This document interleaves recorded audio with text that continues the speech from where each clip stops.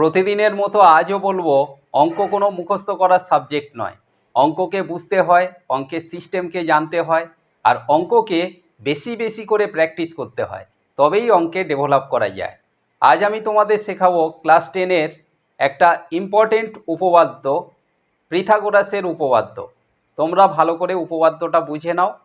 এখানে দেওয়া আছে যে কোনো সমকোণী ত্রিভুজের অতিভুজের ওপর অঙ্কিত বর্গক্ষেত্রের ক্ষেত্রফল অপর দুই বাহুর ওপর অঙ্কিত বর্গক্ষেত্রের ক্ষেত্রফলের সমষ্টির সমান।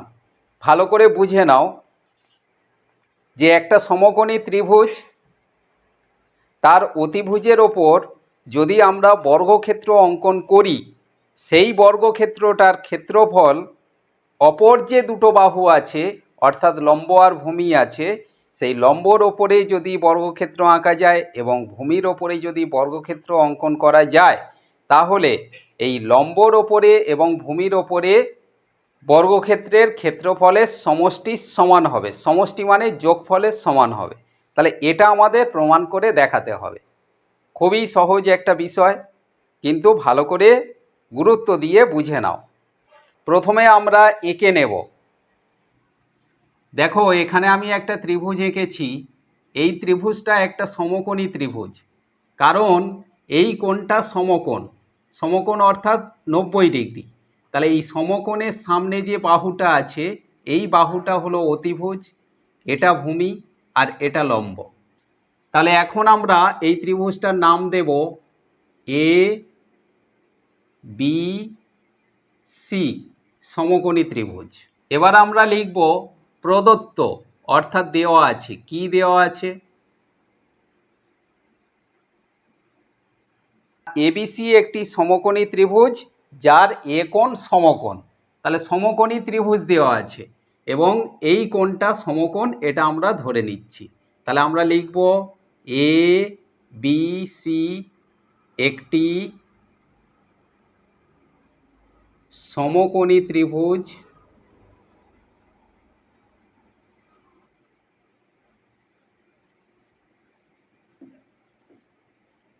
যার এ কোণ সমকোণ। এটা আমরা লিখলাম। যেটা আমাদের দেওয়া থাকে সেটাকে বলা হয় সাধারণ নির্বাচন। এই সাধারণ নির্বাচনে আমাদের এই বিষয়টা দেওয়া আছে। তাহলে এটা একটা সমকোণী ত্রিভুজ এবং এই সমকোণী ত্রিভুজের এ কোণটা হলো সমকোণ। এইটা আমাদের দেওয়া আছে, সেই জন্য আমরা লিখলাম প্রদত্ত। এবার আমরা লিখব প্রমাণ করতে হবে। কি প্রমাণ করতে হবে সেটা আমরা লিখব।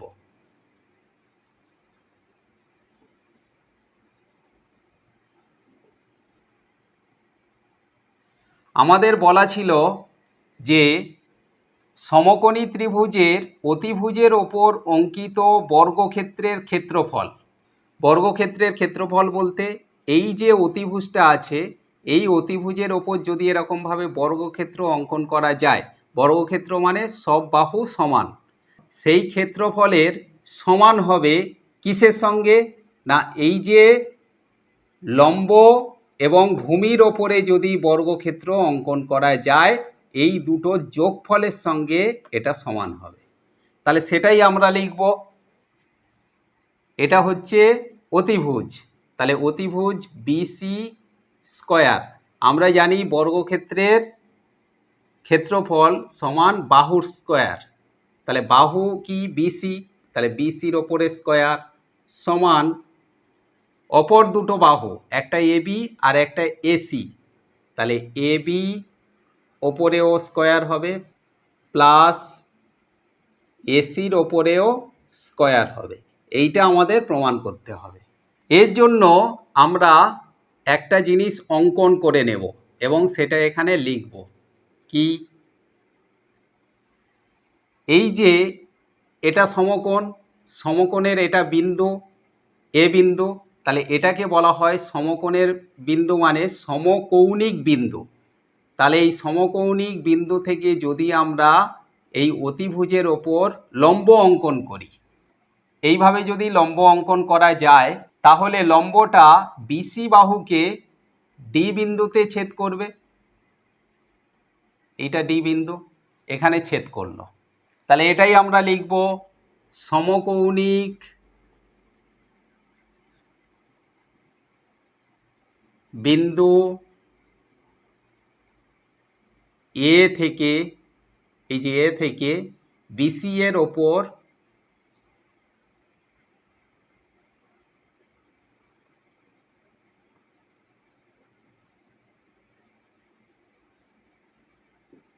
লম্ব অঙ্কন করা হলো।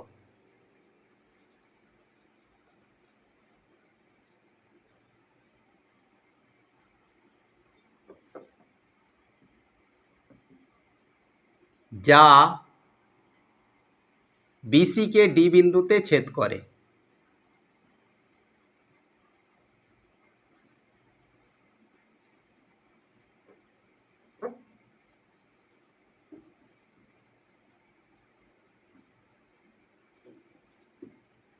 এইটা তাহলে আমরা এঁকেছি, এটা আমরা অঙ্কনের ক্ষেত্রে লিখলাম। এবার আমরা প্রমাণ করব। কি প্রমাণ করব? এই যে প্রমাণ করতে হবে BC square equal to AB square plus AC square, এইটা আমাদের প্রমাণ করতে হবে। এর জন্য আমরা কি করব? এবিসি সমকোণী ত্রিভুজের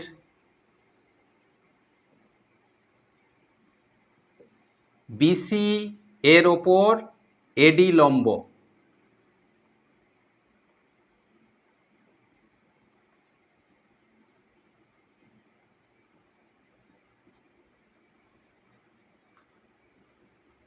এটা আমরা অঙ্কনে লিখেছি।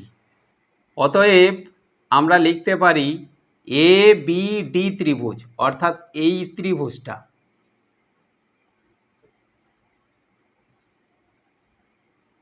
ত্রিভুজের চিহ্ন দিলাম, সদৃশ কোন ত্রিভুজের সঙ্গে? না, এই পুরো ত্রিভুজটার সঙ্গে। তাহলে এই ত্রিভুজটার নাম কি?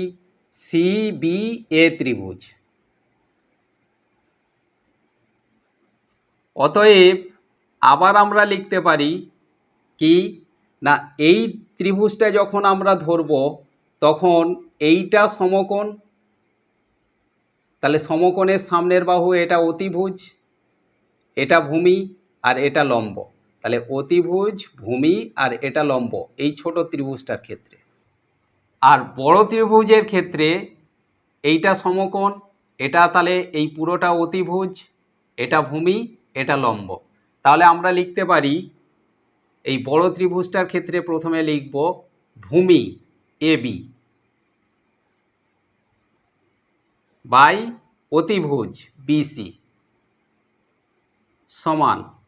এবারে আমরা এই ছোট ত্রিভুজের ক্ষেত্রে লিখব ভূমি কোণটা বিডি, কারণ এই বড় ত্রিভুজের ক্ষেত্রে আমরা প্রথমে ভূমি লিখেছিলাম, তারপরে অতিভুজ লিখেছিলাম। ছোট ত্রিভুজের ক্ষেত্রেও আগে ভূমি লিখব বাই অতিভুজ লিখব। এবার অতিভুজ কোণটা এবি।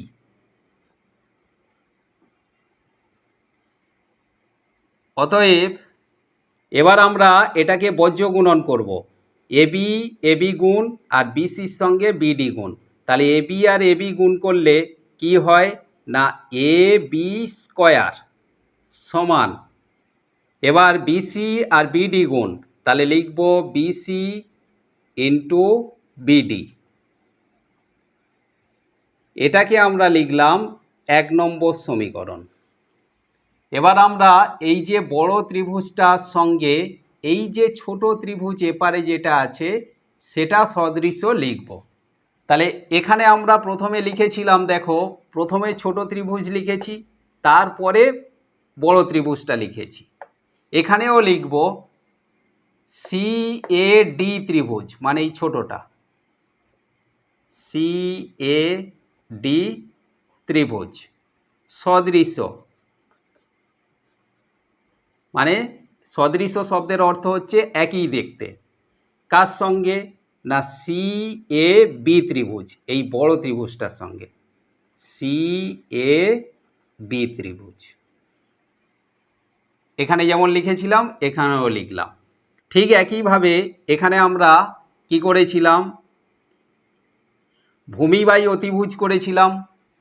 তাহলে এই বড় ত্রিভুজটার ক্ষেত্রে আমাদের এটা ছিল অতিভুজ, এটা ছিল ভূমি, এটা ছিল লম্ব।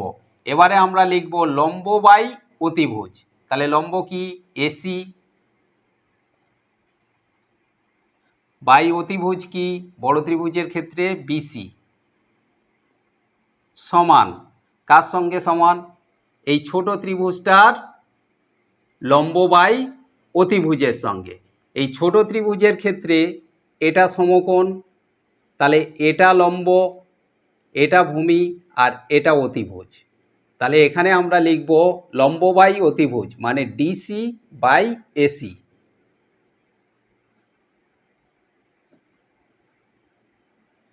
এখানেও আমরা বজ্র গুণন করব। দেখো এসির সঙ্গে এসি গুণ আর বিসির সঙ্গে ডিসি গুণ।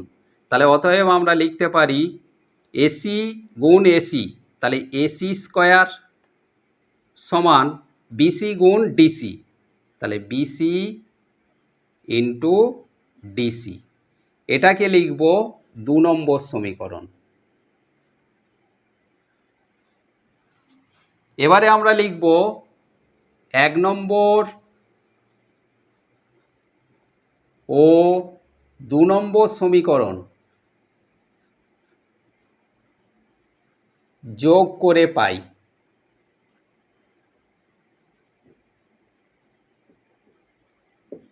কি পাচ্ছি, তাহলে 1 নম্বর সমীকরণটা কি, এই যে এবি স্কয়ার, আর 2 নম্বর সমীকরণটা কি, এসি স্কয়ার। তাহলে এই দুটো আর এই দুটো যোগ করলে আমরা এপারের দুটোও যোগ করে দেব, বিসি ইন্টু বিডি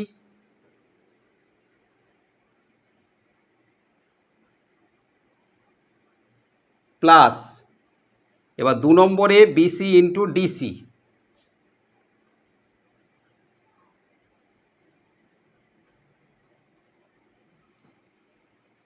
সমান, এখানে দেখো আর এখানে দেখো, এখানে বিসি আছে এখানে বিসি আছে, তাহলে আমরা বিসি যদি কমন নিই তাহলে এখানে পড়ে থাকবে বিডি, আর এখানে বিসি কমন নিয়ে নিয়েছি ওখানে পড়ে থাকবে প্লাস, এই যে প্লাসটা ডিসি। এপারে বিসি থাকলো ইন্টু মানে গুণ কার সঙ্গে, বিডি প্লাস ডিসি। এখানে ছবিটা দেখো, বিডি এটা আর ডিসি এটা, এই বিডি আর ডিসি মানে কি, পুরো বিসিটা। তাহলে এইটার জায়গায় আমরা লিখলাম আবার বিসি, এখানে বিসিটা ছিল থাকলো, আর এই পুরোটার অর্থ হচ্ছে বিসি। তাহলে আমাদের এটা কি দাঁড়ালো, বিসি ইন্টু বিসি মানে বিসি স্কয়ার। অর্থাৎ আমাদের কি বিষয়টা দাঁড়ালো, AB square plus AC square সমান বিসি স্কয়ার। অর্থাৎ আমরা ঘুরিয়ে লিখতে পারি যে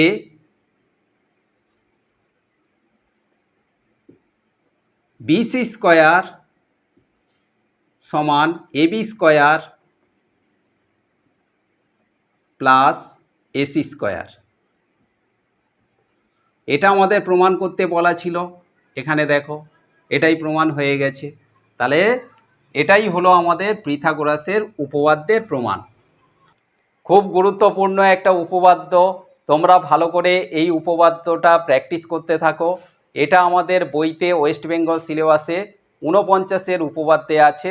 তোমরা সবাই ভালো থেকো, সুস্থ থেকো, আর মন দিয়ে পড়াশোনা করো, বিশেষ করে অঙ্ক ভালো করে প্র্যাকটিস করো।